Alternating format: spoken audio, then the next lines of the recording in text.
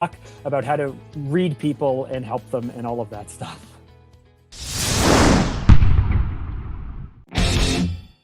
Welcome to a special edition of the Something to Prove podcast with guest, contributor, host, brother in arms, Louis Vizenios. Wow, you just swapped the speakers. Did I hurt your ears? No, but they was super crackly. Oh, okay. Louis, you might recall from the end of season 2, who hosted our episode while we were. That's right. Did you? I mean, I know he hosted, but did you look that up that it was the end of season 2, or did you remember that? I did not look that up. Louis hosted. I had to interrupt Mark a whole bunch of times to just let Louis get his point across because Drager was trying to control the situation. And so now we're back here during season 4 for a special bonus episode. And that's my intro. I'll give it to Mark. I'm just showing up. you're gonna intro me, and I'm gonna intro Louis. Louis is amazing. Our COO. Anyway, we wanted to have him along because more than anything, I mean, other than the fact that this man brings a level of passion, his vocabulary is next level. More than any of that, Evan, we can't record at our normal time because Evan is going to date with Destiny, and we'll fill you in all about that next week. But here we are in Louis' time. So, Louis, you brought us a topic.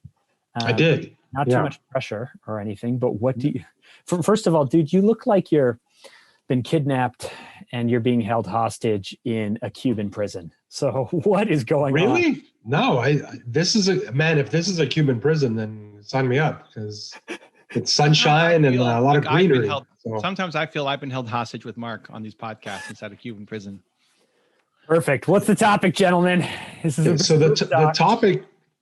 The topic today is for kind of a timely one in terms of like things that I've been dealing with recently. So it's how to be assertive without being. Evan can't teach you that, can he?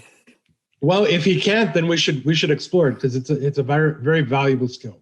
Because you don't want to. You obviously don't want to be so diplomatic, so easygoing that people walk all over you, but at the same time, you don't want to be so hard and assertive that people just don't want to do anything for you. So it's really about how do you both cope, deal with, and I guess manage your assertiveness, your directness, your non-hedgeability with different personalities and different types of people. So, Take it away, Drager. What you got? Well, first of all, Evan, I thought you were going to say something like, Louis, why did you bring this question up now? You said especially now. So why is this? What are you dealing with? What's important? So like last week, me and you were on a call and we were talking. We had talked about something prior to the call that initiated the need for that call, and then even in the call. Wait, are you having a hard time being assertive with Mark? No, I used to. That would have made me. I think I used to, but I think we're past that point now. So basically, you were on that call. You were like, "Look, man, why are you hedging? Just come out with it. Just tell us what you're saying, or tell us what you want to say, rather than just dancing around and politicking and trying to be so accommodating all the time." Just kind of, tell it like it is and tell us what it is. So that's kind of the context for why I chose this topic. As a team member. Yeah, well, or team members, it's a juggle sometimes. Yeah. You can't give everyone what they want, but how do you give them what they need? Because usually what will happen is sometimes you'll get some blowback. Sometimes you'll get an initial kind of sting or reaction. And then later somebody will come to you and and they'll tell you, that was leadership. What I didn't notice that leadership was happening there. And I feel like we're in a time right now where nobody wants to pick up the leadership mantle. Nobody really, because when it's at its hardest, especially during COVID, a lot of people are taking a back seat to being the one to look to. So Yeah, that's some context there for you. Well, that's a great question. Well, I mean, for me, Louis, you know me, Evan, you know me, audience, you know me. I put my foot in my mouth all the time. I say insensitive things. I come across as harsh. The other day, my daughter was making dinner on Thursday night for all of us, and she worked really hard for 2 hours. And I sat down, and some of the food was cold, so I didn't say anything. I just went to the microwave and heated it up. But she didn't take that well, right? She just worked super, super hard. I'm like, I'm not going to eat cold food. So, in work and context, it's there. But I guess the only thing I would say is, you mentioned it. You can't always control how people will perceive you or what they're thinking or what they feel about you. So the only thing that I think you really have is an intention of character. And so if you're able to prove to people time after time after time that you do care about them, that you are just trying to help them, that you're not just being a jerk, it's a one-off, it's a mistake, and you're able to build grace, then I think they can forgive you for that. If your character is the type of person, Louis, which you are, where you will tell people, you'll give them feedback and advice, and you won't always tell them the easy thing. If they can't respect you for that, then how can you respect them? And so I don't know if I'm good at this or not, other than the fact that hopefully proving who you are and being who you are and knowing your strengths and giving them to people time after time after time, they will start to see who you really are. Louis, like you and I know, we had to let someone go in April. Mm-hmm. World blows up in March. We had to let someone go in April. Yeah. We had worked with this person for many, many years. And in the summertime, they sent me an email that was like, you screwed me over. I trusted you. How could you have done this to me? I thought I knew you. And I couldn't respond. All I could do is say, hopefully the 7 years before that proves what my character really is. And then we connected a few weeks later when things had cooled down, and we were able to simply work through it. It was a misunderstanding. It was a misunderstanding because hopefully that time helped. I think that's a good point because so showing people consistently who you are, they know what to expect. So if you can develop a rapport by not being full of shit and by not going back on your word. So if you truly live the person that you put out there to the people that are around you, I think that's a huge piece for sure. I like the 3-camera setup, guys. I'm feeling it. Are you? Good. Yeah. We got to figure out trafficking. Whose turn is it to jump in? What's happening? But yeah.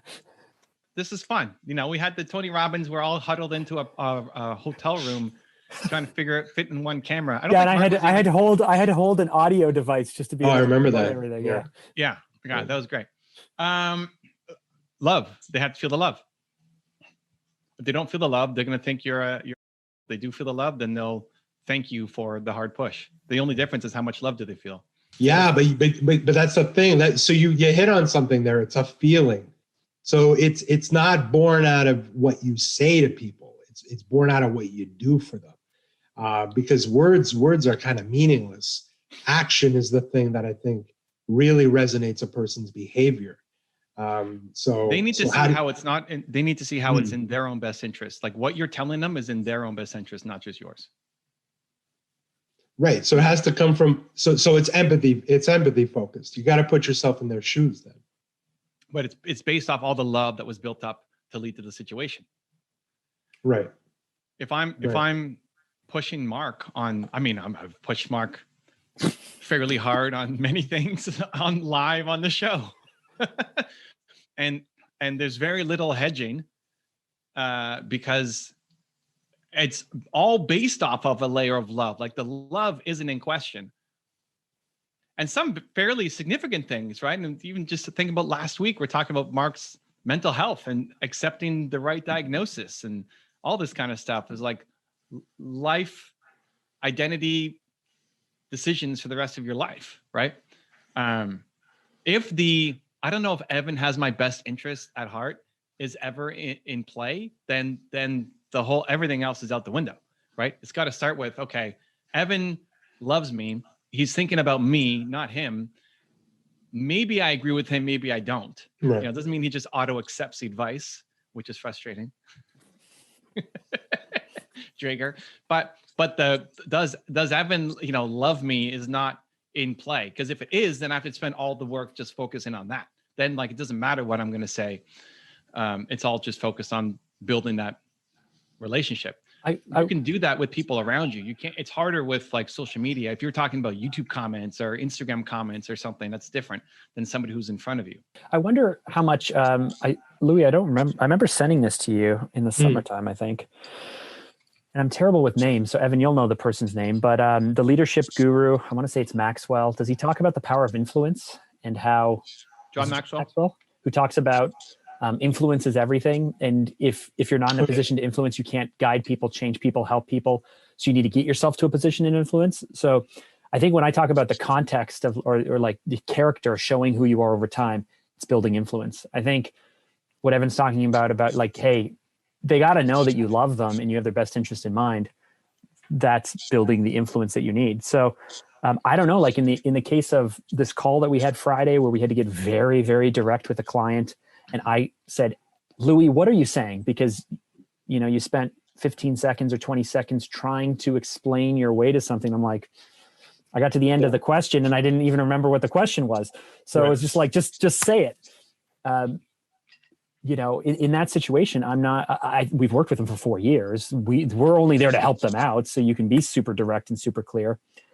But I never really know myself when that fine line is. I know when I've crossed it because I can see it on someone's face, and then I apologize very quickly, or I feel terrible and hold on to it forever. But I don't know how to I don't know how to be clear enough with people to get what you want most of the time without sometimes having to apologize for something you said. Isn't that better than hedging all the time? Oh man, I don't remember the last time I've apologized for something I've said. Okay, Evan. No, seriously, like I am very intentional with my words. Even I think things through, or even if it appears like I'm working on the fly, it's because of all the pattern recognition behind it. That if you're coming from now, if you're freaking out or you lost control, sure, you might say something wrong, but yeah, I don't remember the last time I apologized for something that I said to somebody. Because it's by the time you get that direct, it's 85%, right? I mean, plus it's the right thing, you know, like everything we talked about last week on the podcast and your doctor's opinion or whatever. This is the right thing, Mark. This is the right thing. And I'm not apologizing for it. It's true. So Louis, what's keeping you from having, Louis didn't even react to my thing. You just jumped in and gave extra context. I think you're right. Like there is a point where you have to be, I guess, you have to basically ask for forgiveness and not for permission. So I think there is definitely a case where that happens. I've been thinking about judgment, and I've been thinking about how judgment is tied so much to circumstance, and how real empathy is not deciding that judgment is a right and wrong action. It's something that you if you're gonna make, you have to make with a whole bunch of understanding. And it's usually the understanding that's tied to the circumstance. So, I mean, that knowing that, then it is hard to put it in a right wrong binary kind of experience. So I guess that's what Mark loves binary. We actually came up with a great solution. Was that last week? That was Thursday. It's Monday now, so I guess it was last week. Dude, this is huge. You want to explain it? I think you can do a good job explaining it. So Evan lives in a land of grays. Everything is a gray.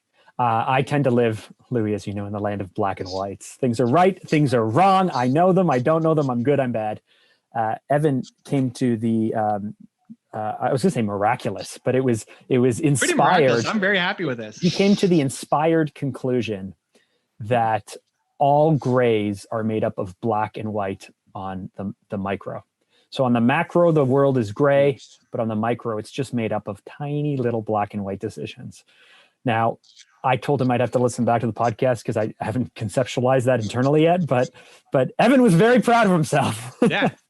Yeah. It looks gray, but with enough pattern recognition, it becomes black and white. Like, this is what you need to do. And he's like, how did you figure that out? It doesn't make any sense. It looks so great. Yeah, but I've seen this enough times to say this is what it's like looking at like the topography of something, and then as you pull out from the map, you know, you see the puzzle, or you see the continent or the border or whatever. I was thinking one of those little mosaics. You know, when we were at Tony Robbins, how they took like 5,000 tiny little photos and put them together, and then it turned into like, you pull back and it turns into an image. Yeah. That's the way I visualize it for. Yeah.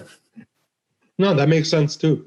But Louis, you and I were on a call at Midday today, and literally we hung up the phone, and I thought, oh, Louis was pretty curt.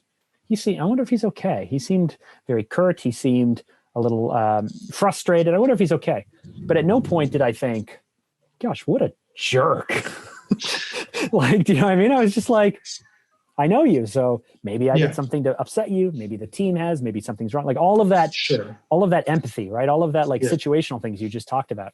Yeah. Now, if later in the week I notice that 4 or 5 calls in a row are the same thing, I'm gonna probably ask you if you're pissed off at me or something. But I don't know if that helps at all, actually, guys. Sorry, I just took us off a trail. Good job, Mike. You're welcome. I mean, I think it brings back to your point the fact that you have to kind of know somebody. You have to know somebody. Like if you, I don't know if you guys remember like the show All in the Family. Like if you walked into Archie Bunker's house for the first time, I'm sure that you would get a stark realization that this man is like just a horrible human being. But as you kind of, you know, through week after week, as you watch the episodes, you start to develop empathy for even the other or the abject or the you know, the outlier. I'm not condoning racism or anything. I'm just saying that there's usually, because he was kind of a racist character, but he was also a product of his time, a product of his generation. So like, yeah, I think it's really about meeting people where they are, and then having that rapport with people. And then even I think another valuable aspect of it is kind of changing your perspective. You know, taking yourself out of the normal venue of a situation, and then, you know, placing it in a different context. Sometimes that can help too.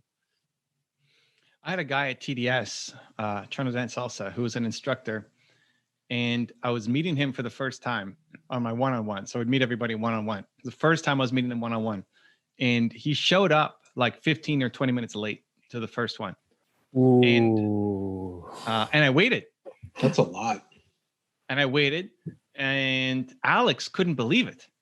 Alex on my team, he's like, dude, if I was like 8 seconds late, you would leave. You've done that to me. It's like, yeah. I was gonna say you've mentioned that you've done that to him a couple of times. So yeah. Yeah. But there's more of a relationship there, right? Like ultimately, this is the thing. Ultimately, the guy who is late, he's not happy that he's late. Like he is not in love with the fact that he's late. It is diminishing of his self-worth, self-esteem, all of it. He's not proud of it. But me leaving is too high a lesson. He's not going to get it. He doesn't understand the lesson. I'm teaching algebra to a 4-year-old. Like it just doesn't, he won't catch it. The words won't mean anything, and he'll actually be offended by it. So the right lesson for Alex, which is to lock the studio and leave. Like when we used to work out of my home, I would lock the door and not let him in. You go home, right? I mean, that's it. Not even answering messages, nothing. Like, don't be late. But this guy was the first time I met him. We haven't had the conversation, so he can't get the lesson. So that's ultimately you want to be hard. You want to give the tough love and help them move forward. But if they won't understand the lesson, then you're not actually doing them a service. You're doing the opposite. How do you practice this? Sorry, I just like, you know, I'm standing here talking to Evan, who's, you know, God level at this, Louis, who's naturally gifted at this, even though you're the one bringing the question. I can't help but feel that you brought this question to try and teach me a lesson. But how do you? Was it Louis? Was it? How much of that was there? I'm not going to answer. Yeah. Wow. We had a conversation this morning at 8:30 talking about vacation pay. This is not the where he's like, Mark, not going to answer, stay quiet podcast. Okay. This is the Something to Poo podcast. What percent was for Mark versus for you? Oh man, why are you putting me on the spot now? You're fine. Mark's fine too. Come on, what percent? I'm fine. Look, honestly though, I think you brought up something. No. What percent? I don't know. Like. Yeah, it is not for me. I thought it was just a good topic, but now I can definitely see the. So like 100% Mark. This is 100% just from our question. Wow, you guys are ganging up on me here. Wow, no, we're not. Listen, this is some. I love it, Team Mark. Let's go. Okay, good. Okay, keep going, Mark. I was asking, just how do you practice this? Okay, fine. Not how do you? How does one? How does Mark Drager? How do I practice this? If you guys are all here for me, even though Louis, I think you're just playing along. I think you brought this for you. I made a joke that you brought it for me and you played into it, but no, I you know what? And no, I kind of did. So I think we've identified that we all, I mean, at least me and you have some baggage when it comes to this stuff, both of us. So okay, so we're back to what's the percentage then, Louis? We need to know a percentage. Let's go 50-50, man. Let's go 50-50. Sure. Wow, 50-50. Yeah. Sure. That's a non-committal answer. Evan liked it a lot better when you were just bringing it from me.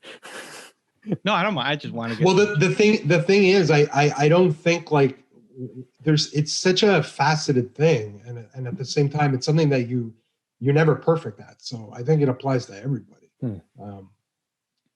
So how do you practice this then? So how do you get better at it? If it's pattern recognition. Specifically, where are we putting ourselves? What are we doing to get better at this? It's every interaction with another human being. Like that sounds like your kids. Work. Well, then don't worry about it. Then just be oblivious, live your life, don't interact with people, and you're good to go. Be mediocre, basically. Well, you're doing it automatically. Just now, do you want to be in conscious control of it? How you show up to the podcast, when you showed up with a bunch of fake questions that I didn't care about, and we kind of just got rid of that whole topic and had nothing to talk about at an episode of TDS. That was you adjusting and learning. Oh, okay. I guess I better come up with a real question and not some fake one, or everyone's going to chew me out and not want to answer this, right? And ever since you brought a question and haven't brought those back, right? You're already doing the adjustments. You just made me think of something. I was thinking that ground zero was that I'm not good at this. But ground zero is actually I'm acting so unintentionally that I'm hurting my credibility. I'm creating negative grooves in the way people treat me. Like I'm actually training people to treat me worse than neutral because I'm so unaware of it. Possibly. You have 85 kids. You treat each of them a little bit differently. If somebody is what? I said sometimes. No, but what's the age gap between your oldest and youngest? 7 years. So how you would talk to them is going to be totally different. Mm-hmm. It's the same thing when you're talking to people. How you talk to them is going to be totally different. I think for you, you might have to overstep and then just explain the intent. I'll do this midstream, right? Like when I'm coaching somebody, it'll be in the middle of, okay, I'm pushing them. Oh, I pushed too far. Now I'm loving them, right? Yeah. It's like, what? I'm coming at them hard because I need to change their behavior. And then they're getting defensive. It's like, I love you, right? Like I'll tell them I love you, which then throws them all off because maybe no adult has ever told them they love them in the past 3 years. Like, you're a genius, right? So it's like, but then once we hit that, now they love themselves again. Okay, but now we still got to go do this thing. It's like that. I'm going to do it within the conversation to get them to go where they need to go. But if you want to do it afterwards and take a break and just reset and say, hey, that person might be a little pissed. All they need to do is understand they just need the love again. They need the love to say, hey, I believe that you can go do this thing, and that this is in their best interest, not selfish, what Mark Jigger wants. We did this, Louis. We did this last week, right? There was a conversation we had to have with a client before this one, client before this one. Yeah. And on the call, I felt like I was really direct and really harsh.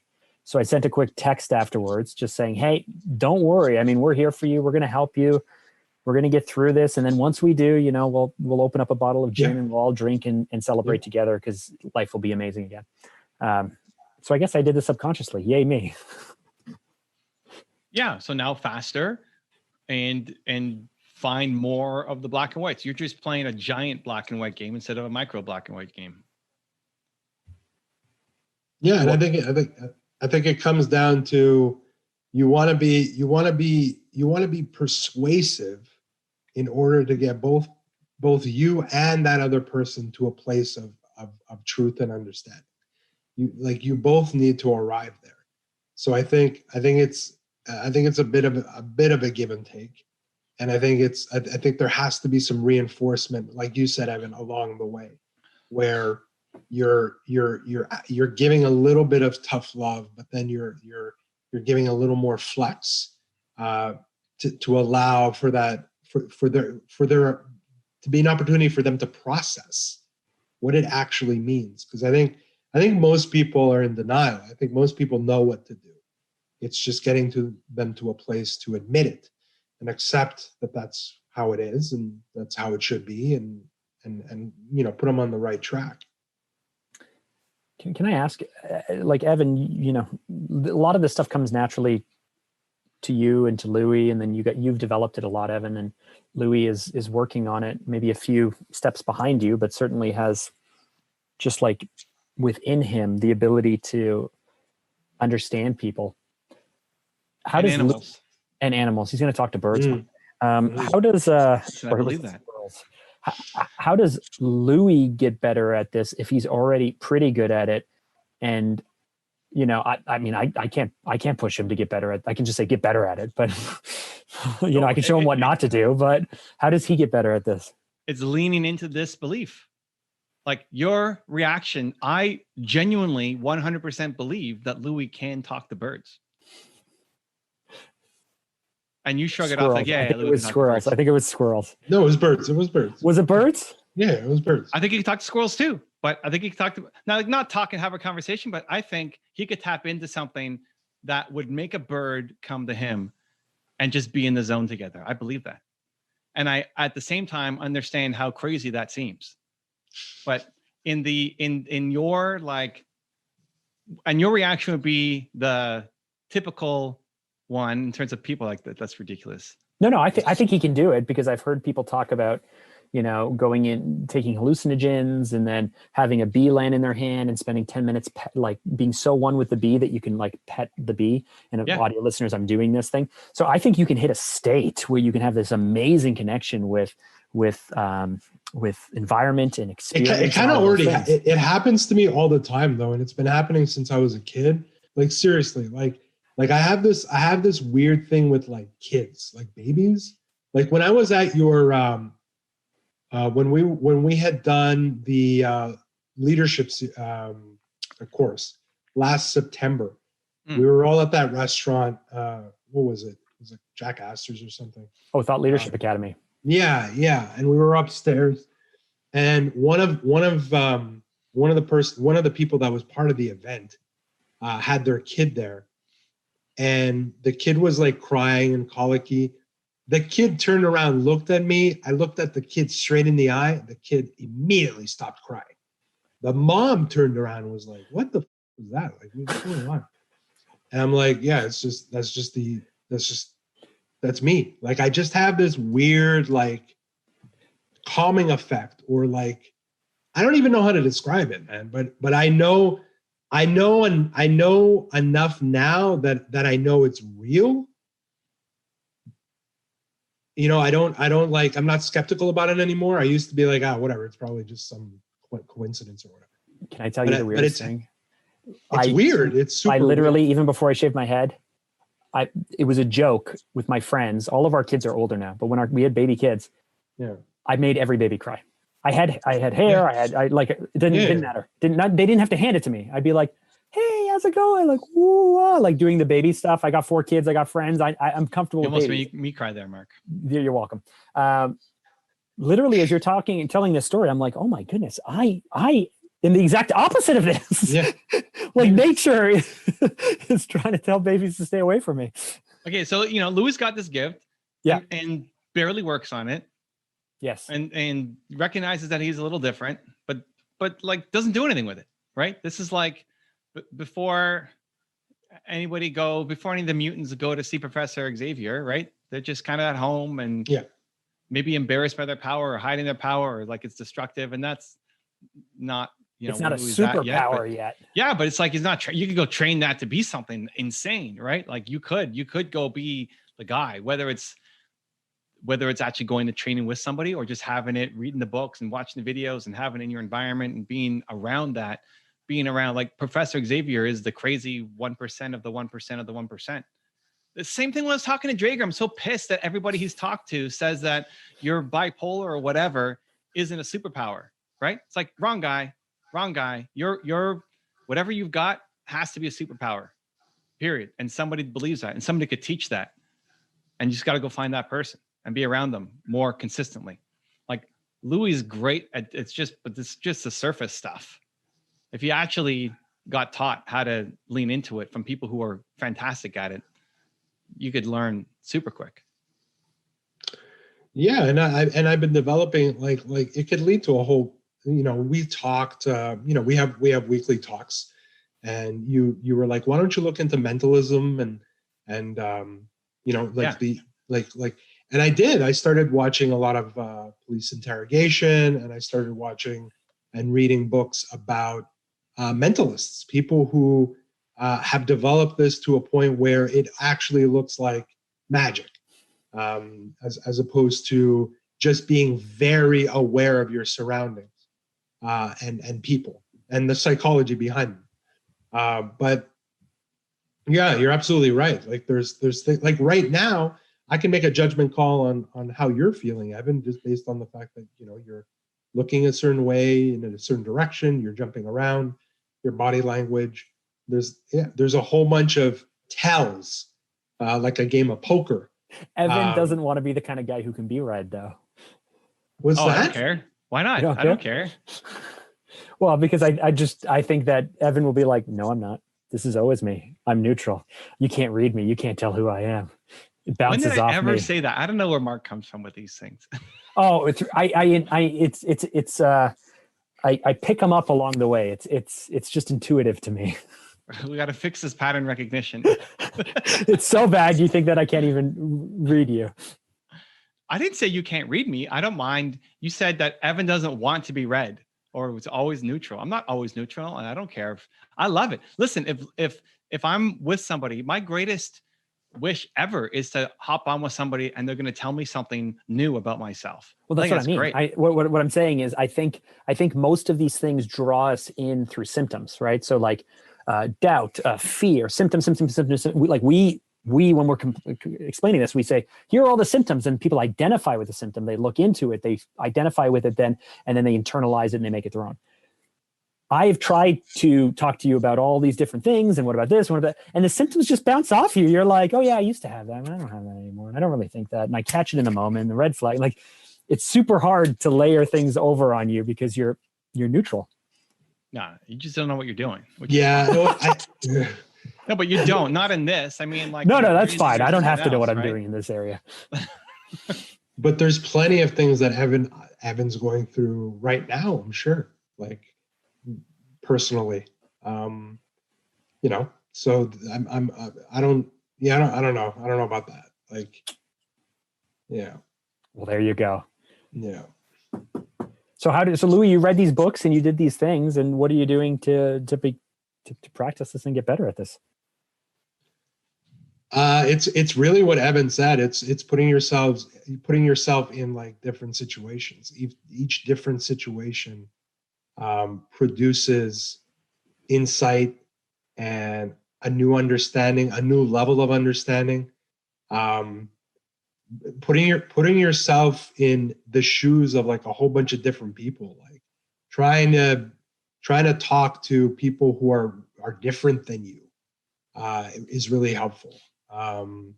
Not staying within your bubble, COVID aside, but in terms of like getting like communicating with different people, like having people who having friends who are different culturally from you, from different socioeconomic backgrounds, people who are, maybe not the same sex as you, maybe not the same gender as you, maybe not the same orientation as you. It's getting to a point where you're just trying to understand the breadth of the human experience. And if you do that, then it's almost like taking a piece from like what we talk about, the Ray Dalio perspective of it's another one of those. It's you start developing that archetype for people, and you start not putting them in boxes, but putting them in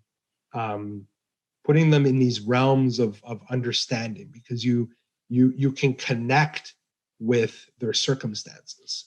And the only way to really connect with somebody's circumstances is to build rapport with them and understand them, divorced from what they're dealing with. It's more about or how they deal with it, I should say. That's the judgment part. It's what they're dealing with. It's understanding, again, like I said, the circumstance that somebody's in. That's it. I like Mark's listening face. Really? He's got a very like, not intense. He's got a very like focused listening face.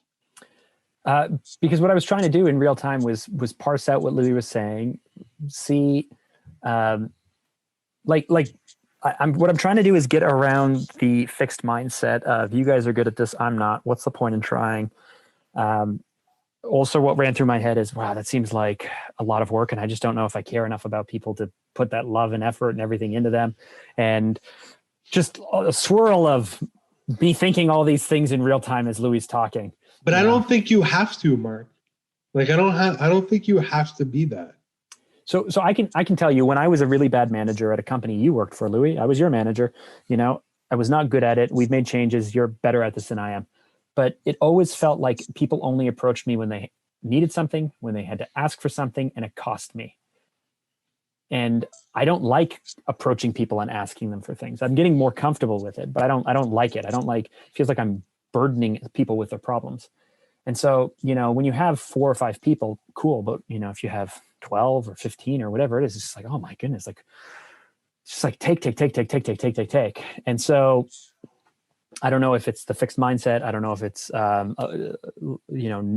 scarcity mindset. I don't know if it's just not being a good people person or whatever, because I do really care about certain people, but it's just like, it just seems like a lot of work, right? Like I've spent the day with you where at the end of the day, I said, man, you are spending too much time on the phone. You are helping people solve their problems far too much. It gave me anxiety listening to you help all of these people all the time.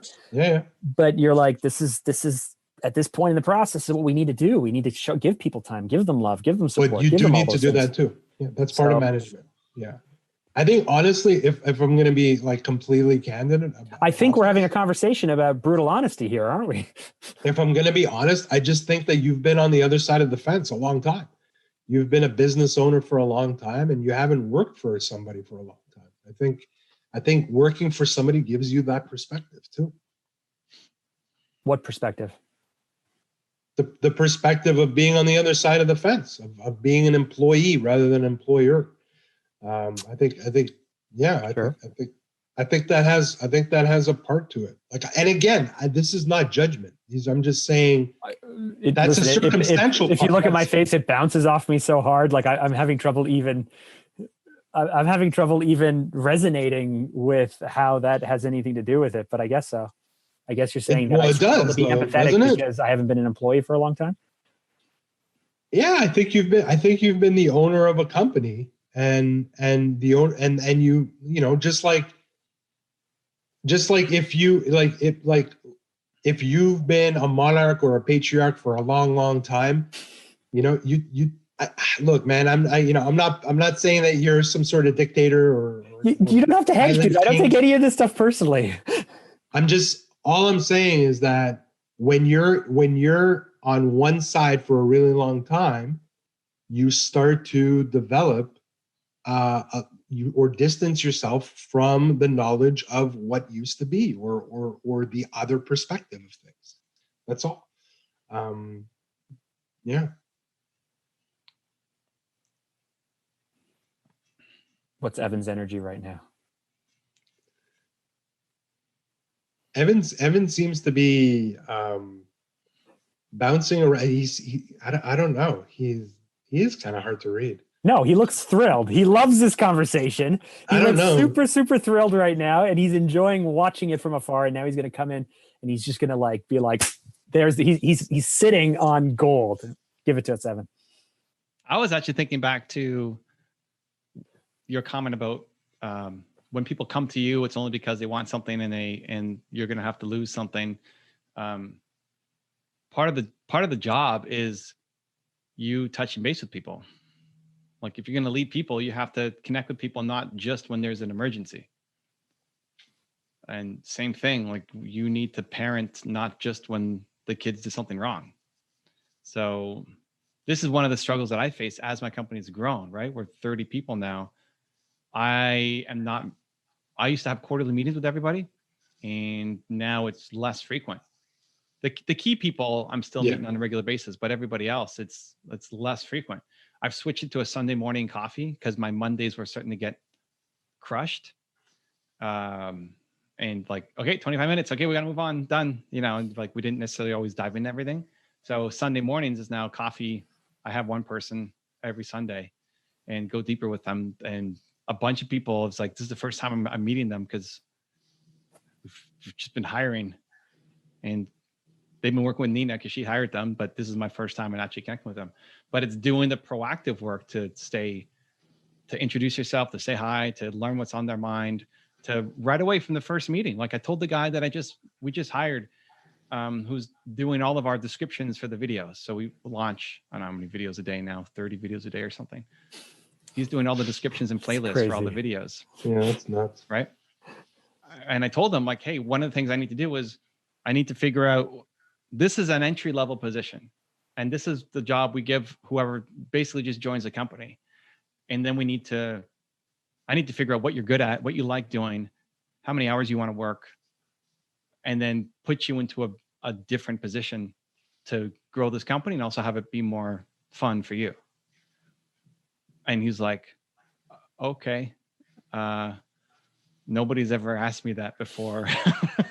It's like, what do you want to do? Like, what are you good at? What do you love? Right? Like the kinds of conversations that bosses don't usually have is like, okay, here's your job, get it done. Why isn't it done? That's what most people are used to. Most bosses are like dictators and just kind of suck at being able to manage and lead a team, where it's actually generally caring about the people on the team. I want this guy to win. Hopefully it's with me. And I want to try to create opportunities for him that maybe I can and maybe I can't. So it turns out he loves math. Like, okay, math. I mean, I don't have a ton of math stuff happening in my business. Algorithms. He can build algorithms for you. Well, he's not a programmer. He loves math and he loves, Excel. So there might be something with all the stat significance stuff that we're doing for A/B testing, thumbnails, and all that kind of stuff that maybe we could put him into that role. But that's what I'm constantly thinking of, is like, okay, how do we, like, he's still got to do his job. I mean, that job has to get done. And now I'm looking at how do we groom him for something bigger, and then hire somebody new to do his job. Like that job's been turned over, I don't know, 6 times in the past 18 months. It's just kind of grunt work job that has to get done by a human. And then you move somebody up. But in that, and then they posted on Facebook today, like, God bless Evan Carmichael or something in our like private group. Yeah. But whatever, it's not about the accolades. It's more just, you're building, when I need to go hard on him for something, I know what he wants. So we've built, yes, the trust and relationship, but we've built the love connection. We've got a love connection going on now.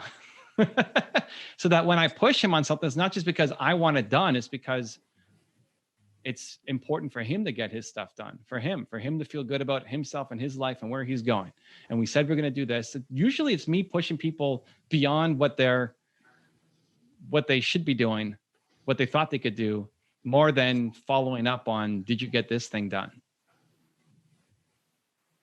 So it's proactively reaching out and spending time with people. I don't spend any time hanging out, right? Like, that, and we've talked about that before. I'm not just hanging out. But it's connecting with a purpose to figure out what's their story, what do they want out of life, how many hours do they want to work, What are they happiest doing? And how can we design that for them? And if anything, I'm usually the one asking for feedback, asking for suggestions, where most of the time they're not coming up and giving them themselves, right? So you have to be proactive in this game if you want to manage a team, if you want to be a good husband, a good father. Like, you have to proactively spend time with the people who you want to move and influence and care about. Yeah, it's a ton of work. It is. It's a lot of work. But I don't think it was work. I mean, I guess it's the framework. You know, I love it. It's great. I look forward to it. These podcasts have become like work on Mark session. All right. It's never in my calendar like, man, stupid Draeger, got to get on that call again with them. Well, right? No, I don't think this is just work on Mark. I think a lot of people have this issue, like myself included, because I brought the topic to the table, and it's something that I'm not always good at. Especially, it's just a matter of people. Yeah. It's just a matter of not developing the skill. So coming work because it looks too hard, and you don't know how to develop the skill. So it then becomes work. So coming out of this conversation, then, Louis, you brought the topic. We've talked a little bit about it. What is the difference between tomorrow you show up for work and, say, Friday? Oh man, I mean, that's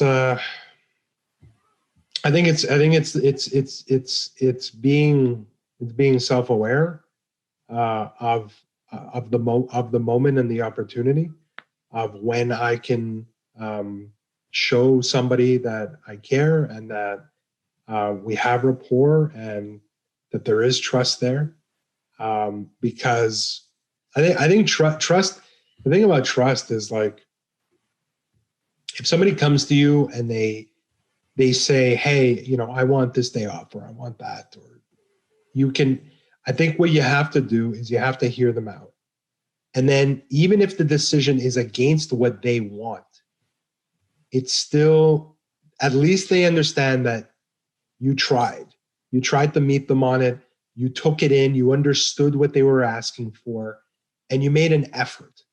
Now, the outcome may not be what the person wants, but if you show people that you're making an effort to try and connect with them, to try and give them what they want, then I think you're gonna develop more understanding with them over time, because they'll know that you're not fully, that when they come to you, that you do try to make things happen.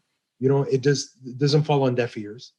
It is something that you actually care about because you listen to them, and then you try to make it happen. And whether it happened or not, I still think that they will look at the effort and they'll recognize that, and they'll be prone to asking you again next time, and it won't be something where they're like, this is a waste of time. So I think it's just being aware that, and letting people know that, hey, I am working for you. I know that sometimes it seems like I'm not, because I have the better interests of the company in mind, or the better interests of the team in mind, which may conflict with what your wants are right now, personally. But knowing that I did ingest that, I took that in, and that I'm trying to get to a place where maybe that'll happen for you, I think people will understand that.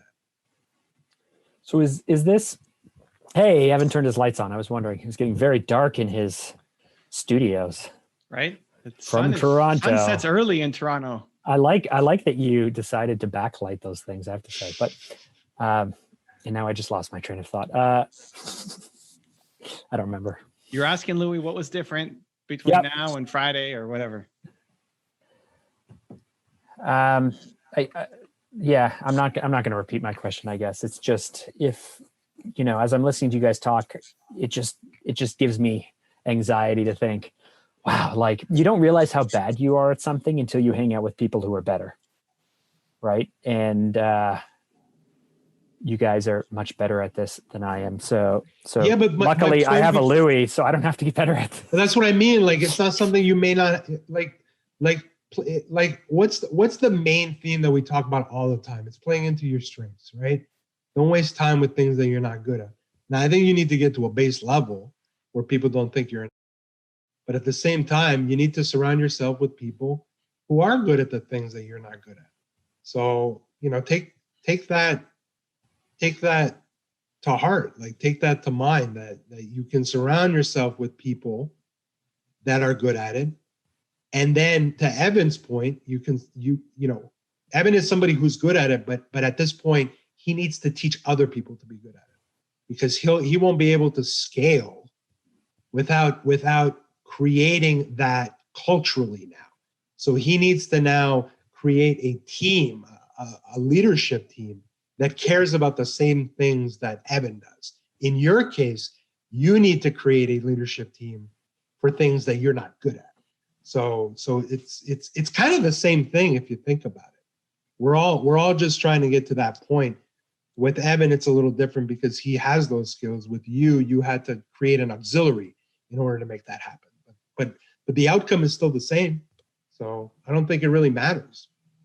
But I think you still need kind of a base level, because it's something that even you, I think, Mark, I think it bothers you that you're not that you're not good at it, but that you could be a little better at it. I think it bothers me in terms of what it costs. Right. Not in, like, it's one of those, like, no, it's a dollar and cents thing. I really want this thing, and I know that this thing is impeding me from getting it, and that bothers me more so than the skill development itself. I think, listen, you've had a few hard weeks. We speak 4 times a week. I think there's been a few occasions, man, where I've given you like the greatest feedback, the greatest advice, exactly what you needed to help you. I feel great doing so. I think you give me Mark, what you give me sometimes is what I need and not what I want. And I think that's valuable, because those things are not the same. So yeah, you know what? Thank you. Here's what it is. We're almost out of time, but here's the question that I actually have, because Evan, you've pointed this out. I do like connecting. I do like helping. I do like being in front of people that I love and respect and all those things.